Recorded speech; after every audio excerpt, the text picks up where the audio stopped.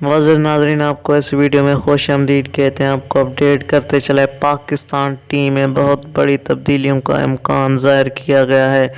आपको अपडेट कर रहे हैं, शाहिद अफरीदी, नजम सेठी और शाहीन शाह अफरीदी के दरमियान जो तय पाया वो ये है कि अब पाकिस्तान टीम के कप्तान नेक्स्ट मैचेस के लिए शाहीन शाह अफरीदी होंगे।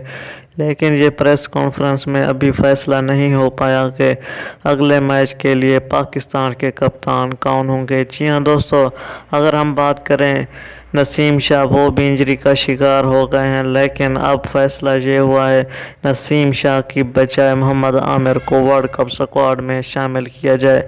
अगर दूसरी जानिब वसीम अकरम की बात करें तो उनका भी यही इंदिया था कि पाकिस्तान टीम में मोहम्मद आमिर की वापसी को यकीनी बनाया जाए, लेकिन मैनेजमेंट बोर्ड पीसीबी का अभी तक ये हतमी फैसला नहीं हो पाया मोहम्मद आमिर की वापसी वर्ल्ड कप स्क्वाड में पक्की है या नहीं। ये थी दोस्तों आपके लिए ताज़ा तरीन।